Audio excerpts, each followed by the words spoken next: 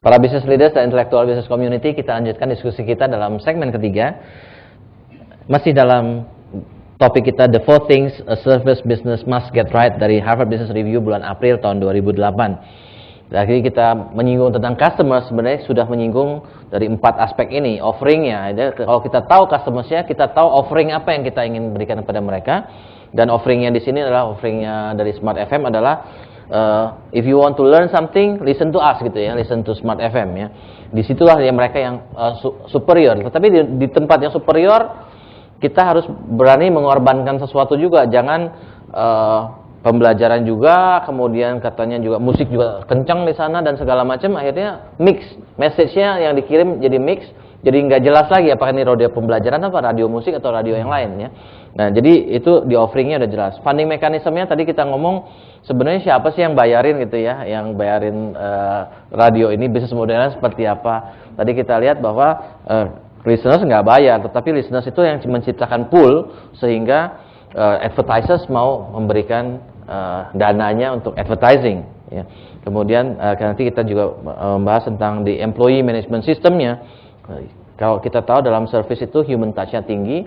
Siapa yang touch ke customers adalah tentunya orang-orang kita. Bagaimana orang-orang kita itu bisa mampu dan motivated untuk give service excellence.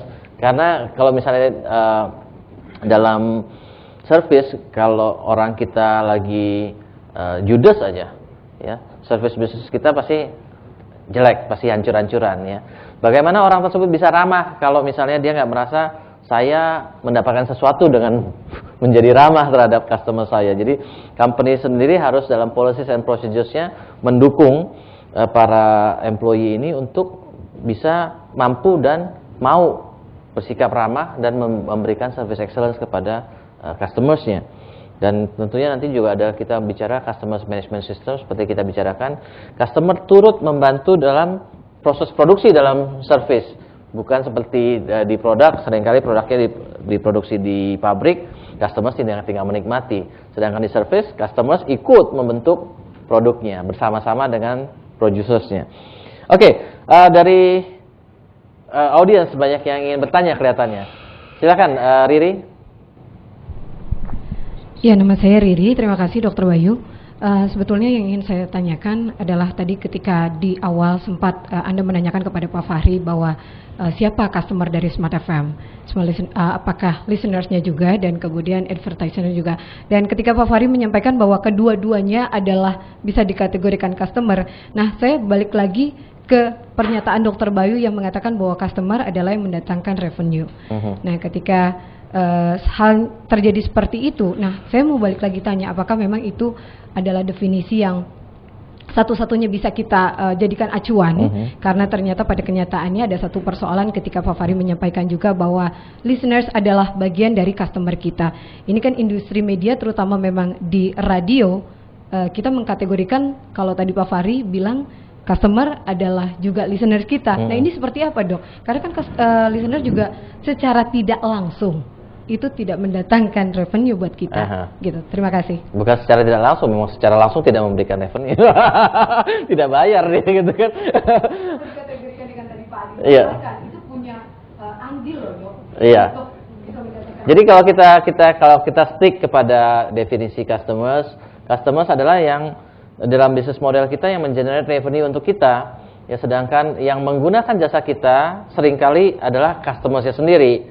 Tetapi juga bisa terpisah, ternyata yang menggunakan jasa kita bukan customersnya. Misalnya, kalau produk kita produk makanan anak-anak, ya, customers kita siapa? Customersnya mamanya, orang tuanya, ibunya yang beliin buat anak-anaknya. Anak-anaknya siapa? Anak-anaknya consumers, penikmat produknya atau pengguna produknya. Tetapi who is the real customers? Ibunya, gitu kan. Nah, di dalam hal ini juga smart listeners adalah consumers, kelihatannya lebih ke arah consumers. Kemudian the customer siapa yang mendatangkan uang untuk Smart FM itu kan advertisers. So you better be good to advertisers, gitu kan. Karena mereka yang generate money. But Pak Fahri sebagai yang punya bisnis punya hak untuk bicara juga, Pak. Silakan, Pak. Ya, saya kira kalau bicara tentang ini memang saya sebutkan tadi bahwa dua-duanya ini Susahnya yang satu ini stakeholder, tapi dia juga meskipun dia tidak membayar kita, tapi dia yang menentukan kita hidup matinya kita. Right. Misalnya di satu tempat di daerah misalnya di Kalimantan, itu di kota itu saya merasa bahwa saya bukan pemilik smart lagi. Karena sedemikian rupa posesif masyarakatnya merasa memiliki station ini, sampai kami tidak bisa memindahkan station manager aja itu wali kota mengatakan kalau bisa dia jangan dipindahkan. Sampai kayak begini, artinya ketika masyarakat itu sudah begitu posesif terhadap kita, dia sebenarnya artinya sudah cukup untuk memberi makan kita. Klien bikin program-program misalnya sekarang CSR, maka dia cukup kontak kita. Kami bisa mengumpulkan guru 5.000 orang dalam tempo 1 hari di Kalimantan Selatan. Kami bikin program 1.500 guru free datang dalam satu seminar, kemudian mendapat internet, kami minta semua operator-operator untuk menservis mereka. Itu bagian dari CSR kita. Dan itu sangat luar biasa. Dan ini terlihat oleh klien. Jadi Anda bisa datang bahwa semua operator itu sekarang pasang iklan semua di kami. Hampir semua untuk itu. Nah, siapa pendengar yang ini? Kadang-kadang influencer. Itu yang tadi. Influencer. Mereka orang-orang yang bisa mempengaruhi orang lain. Itu yang kita juga cari. Makanya kami kalau yang terlalu di bawah juga, biasanya kami bilang, yuk cocoknya ke station lain. Tetapi kadang-kadang juga, kita anggap selalu kalau golongan A itulah pembelajar. Ternyata enggak juga. Ternyata ada golongan di bawah yang secara ekonomis mungkin dia tidak, tetapi dia orang yang memang mau belajar. Kita ambil contoh. Seorang yang mendapat Who Wants to be a Millionaire yang dapat 500 juta di RCTI itu loper koran. Dia loper koran ketika ditanya ini bukan film Slumdog Millionaire, Pak. Lain lagi deh. Jadi ketika dia ditanya oleh wartawan-wartawan apa semua, Anda itu loper koran ya? Ya saya nggak pernah nonton TV, saya selesai ngantar koran, saya dengerin Smart. Saya termotivasi itu oleh, wah itu di radio itu saya dengar begini. Buat kita, ini bagaimana sebenarnya kan? Artinya dia sudah memotivasi orang lain. Jadi kalau mau bilang target audience, saya kan nggak bisa bilang loper koran target audience saya. Tapi kita harus tahu bahwa major daripada ini kita, prime listeners kita itu udah ada. Betul. Jadi ada kurang lebih sekitar 70% kita udah ini. 20% itu umur sekian-sekian ada. Ada perinciannya itu, Pak. Yang kita ini kan.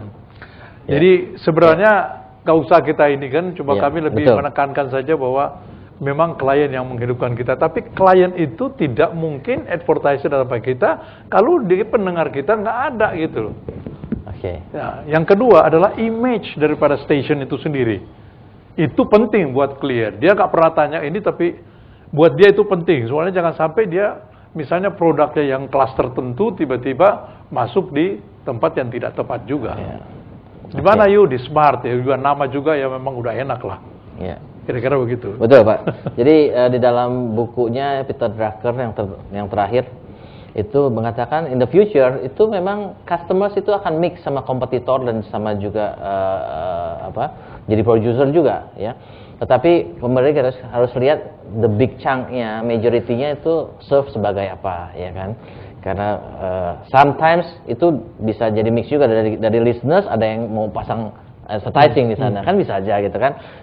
Apalagi di daerah-daerah ya, di daerah-daerah itu mereka nggak melihat survei untuk siapa radio yang paling tinggi, tapi dia bilang ini radio yang paling sering saya dengar, saya mau pasangnya di sana gitu kan. Dia udah nggak ngeliat data lagi. Saya kira itu kan dibilang bahwa kadang-kadang orang yang mau beli barang itu banyak yang emosional.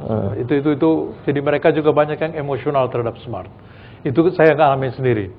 Kalau saya suka bisanya apa, orang pasang chat di Banjarmasin, pasang chat iklan cat untuk pipa bawah laut. Pembelinya cuma satu customer, mungkin Pertamina kali Pak. Tapi masangnya di tempat kita gitu. Kami juga bingung gitu. Tapi dia bilang enggak, Anda udah memberdayakan masyarakat di sini. Ini bagian dari terima kasih kami. Why not? Saya orang sini gitu. Jadi agak-agak memang, makanya cuma mereka ini kelihatannya menjadi ada silent listeners. Begitu Smart salah satu, wah itu repot kita.